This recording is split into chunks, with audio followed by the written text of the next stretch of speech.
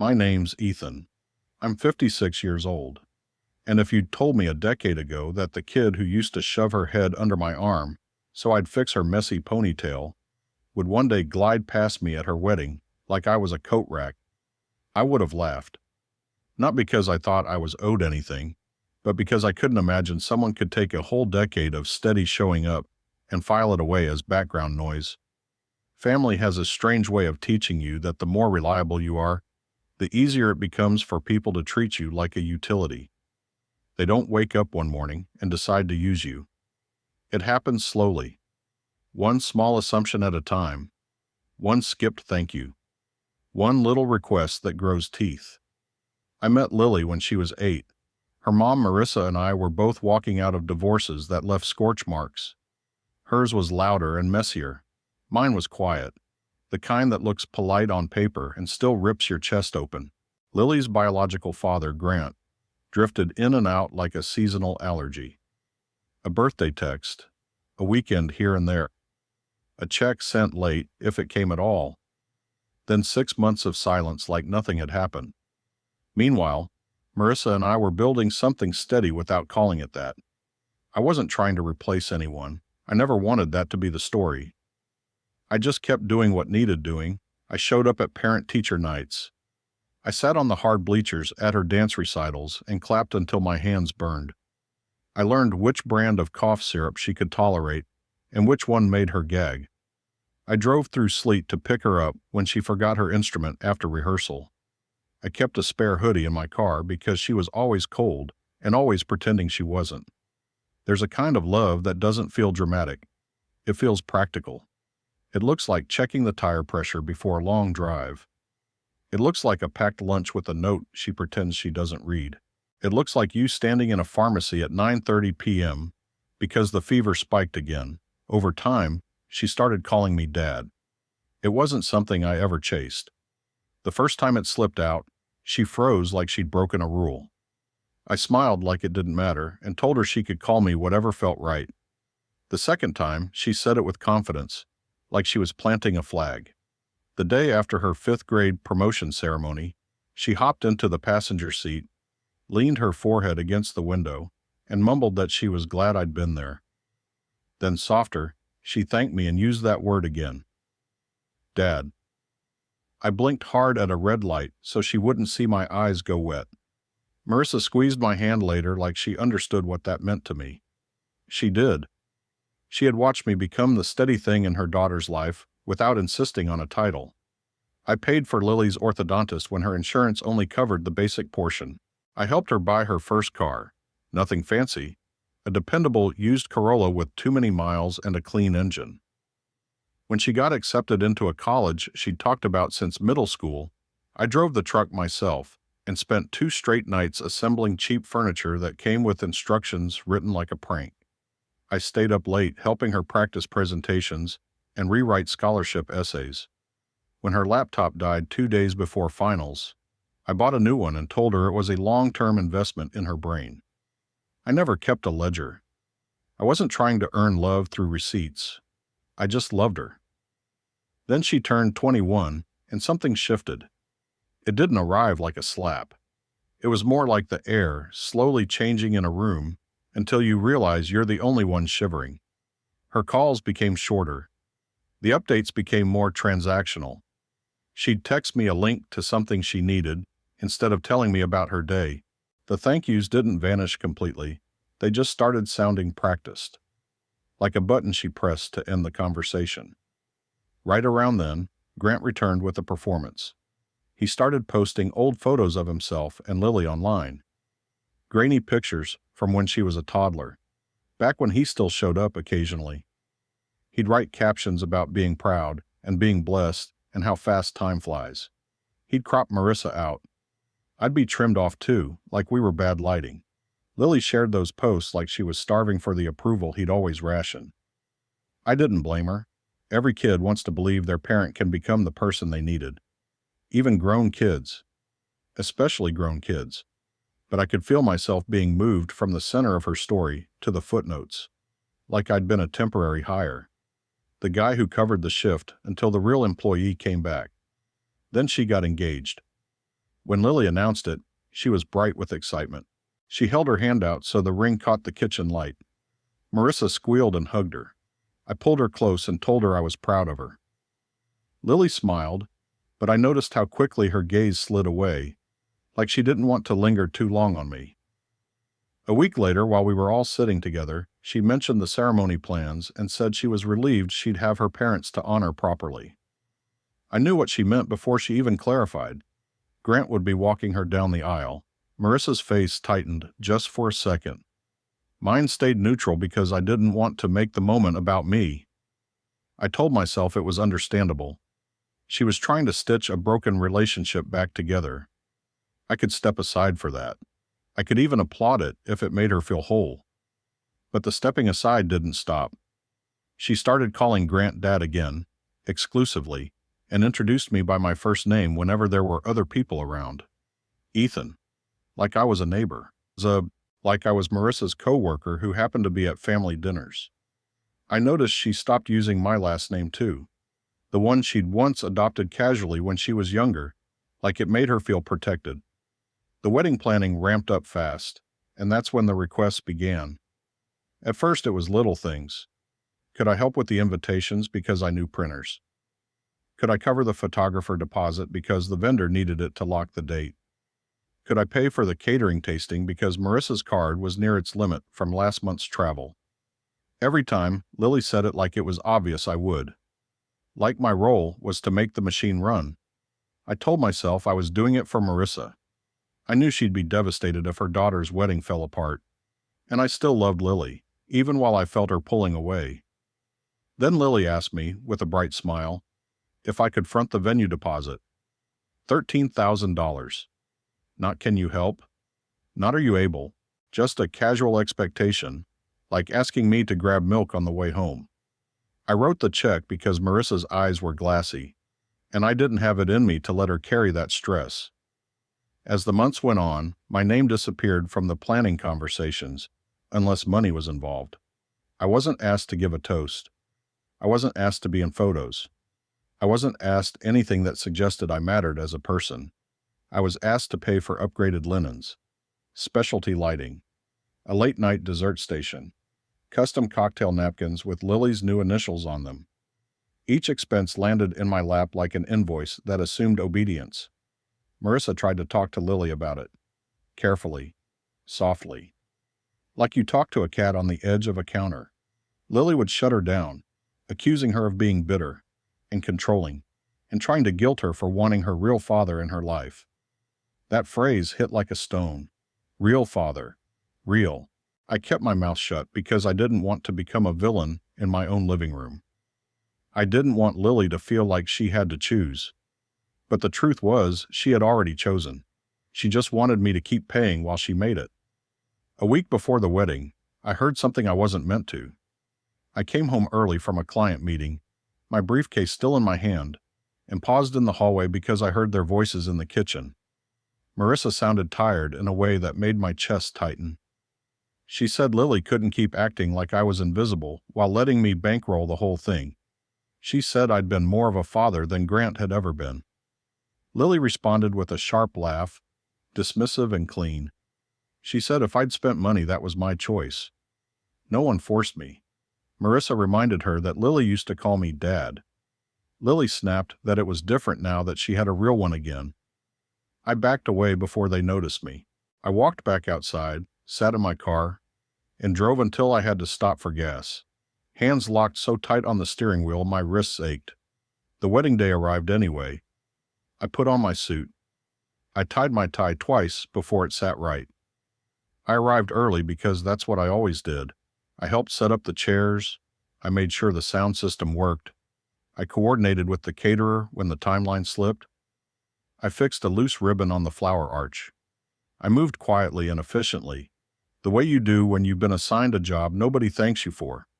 Lily brushed past me in a cloud of perfume and adrenaline. She looked stunning. She also looked through me. Grant showed up late, loud, confident, wearing the kind of cologne that announces him before he enters a room. Lily squealed and ran to him like he'd returned from war. Cameras flashed. People smiled.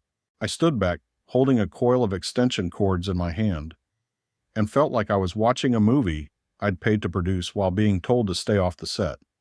During the ceremony, Lily took Grant's arm. She beamed as they walked down the aisle together. Marissa's hand trembled in mine. I squeezed it gently. I didn't look at Grant. I didn't look at Lily. I stared at the flowers and the sunlight and tried to be grateful that Marissa was breathing. At the reception, the father-daughter dance was with Grant. The speech Lily gave thanked her mom, her new in-laws, and her amazing dad for stepping up when she needed him most. She didn't say my name once. I clapped. I smiled when people glanced at me. I shook hands. I toasted. I did what a grown man does when his heart is being erased in public and he refuses to turn it into theater. Late in the evening, when the music softened and the crowd thinned, Lily approached me with the satisfied exhaustion of someone who'd been celebrated all day. She handed me a folded paper like she was handing me a grocery list. She said it was the remaining balance and suggested I take care of it before they left for their honeymoon. I unfolded it. The number was big enough to make my jaw set. Worse, the line items looked familiar. Too familiar, like she'd copied costs that had already come out of my pocket and added them again. She smiled, waiting for my usual nod, waiting for the wallet, waiting for the obedient role she'd assigned me. I didn't give her a scene. I didn't raise my voice. I just folded the paper back up and handed it to her with a calmness that surprised even me. Then I walked past her, out the door, down the steps, across the parking lot, and into the night without saying a word. I didn't sleep. Not because I was furious. Anger would have been easier. What I felt was colder, like something inside me had finally clicked into place. A door shutting quietly, a lock turning. I stared at the ceiling in my guest room and watched the car headlights sweep the walls. Marissa came home late, frazzled, eyes glossy, and tried to talk. I told her gently that I couldn't do it that night.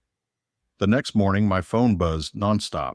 Missed calls, text messages, a voicemail from Grant that made me laugh once, bitterly, because the audacity was almost impressive. I didn't answer any of it. I made coffee, I sat at my desk, and I opened a folder I'd been adding to for months. Receipts, wire confirmations, email threads, vendor invoices, deposit slips, every transaction I'd made for that wedding, organized by category, because that's how my brain works. I didn't do it because I planned a war. I did it because I'm a consultant and I like order. It turns out order is useful when people try to rewrite history. The total was just over $41,000. Over 80% of the entire event, including the last-minute upgrades Lily insisted she needed. The upgraded floral package, the specialty chairs, the imported candles, the late-night donut wall, the champagne fountain that looked good in photos and tasted like regret. And that final paper she handed me wasn't even a real invoice. It was her own handwritten tally, padded with things I'd already paid, a double dip wrapped in a smile. That Sunday, I contacted the venue and the major vendors directly.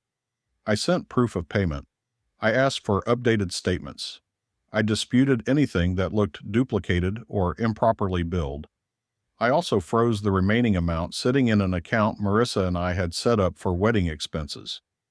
It had been a practical solution at the time. Now it was an exposed wire. Then I sent Lily one short message. I will not pay anything further related to your wedding. Any remaining balance is between you and your biological father. Please direct future communication through your mother. No signature, no warmth, no invitation to argue. I turned off my phone afterward because I didn't trust myself to stay calm if the replies came in hot. That night, Marissa and I finally had the conversation we'd been avoiding.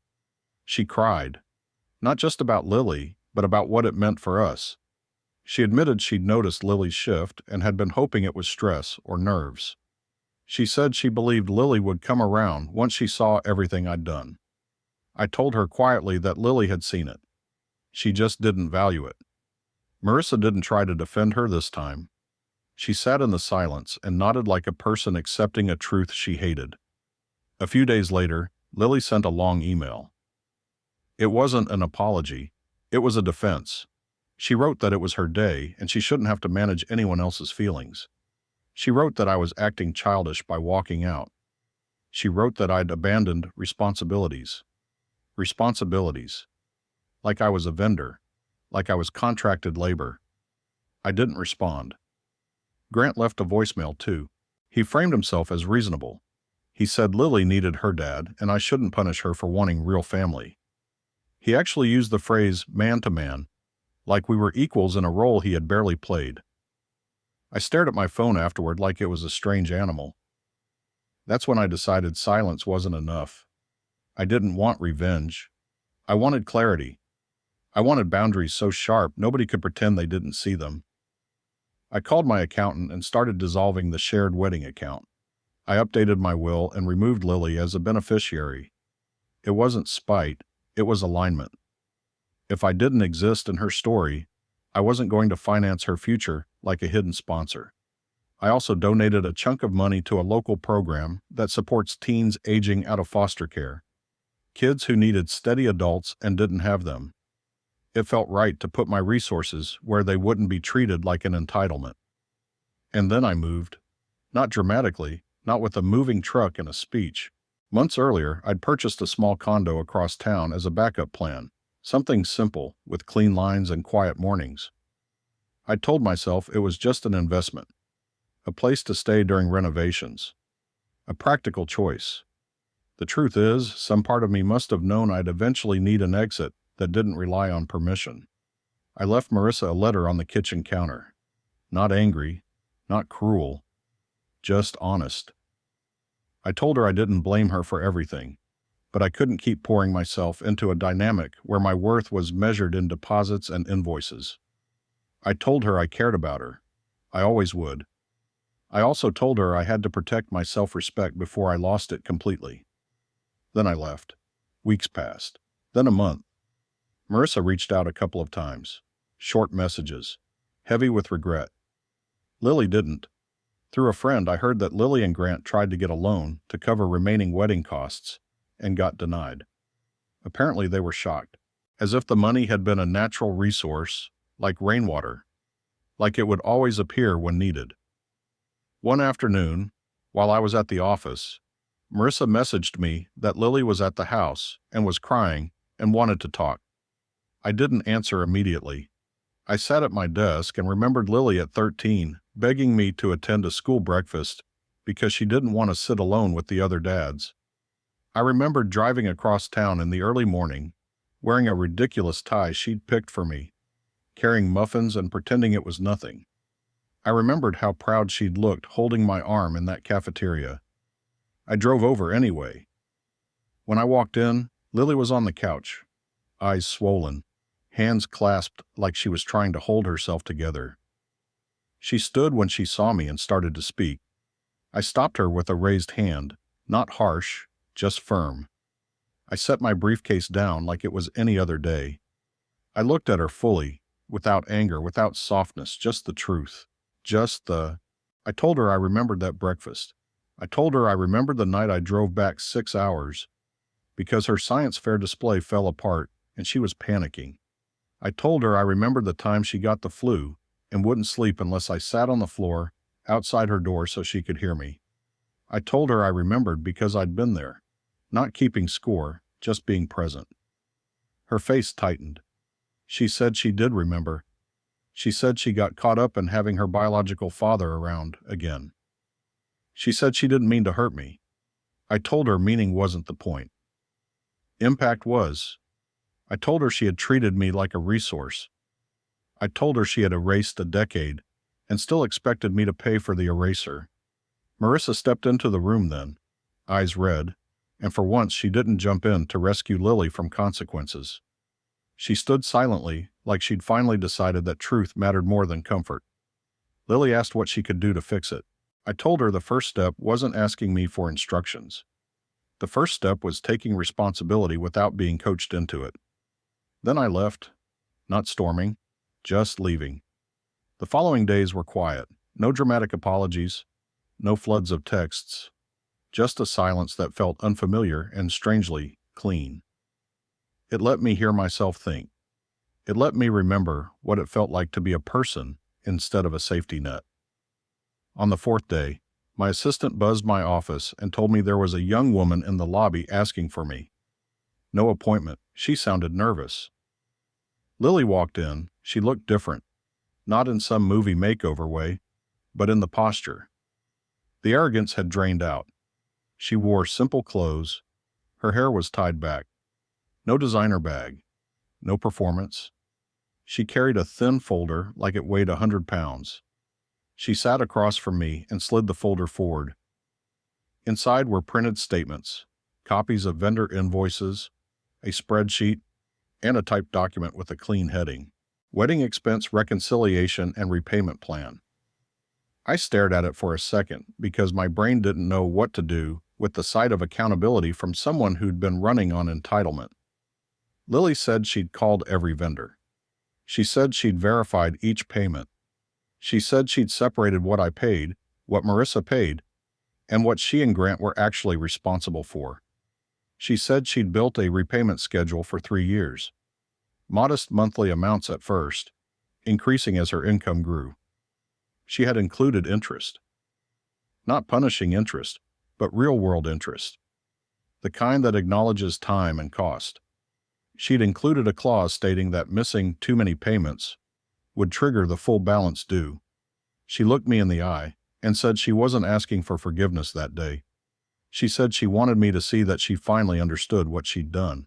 She said she'd been so desperate to feel chosen by her biological father that she treated me like a placeholder, like a temporary stand-in. She said she realized how cruel that was because I was the one who stayed.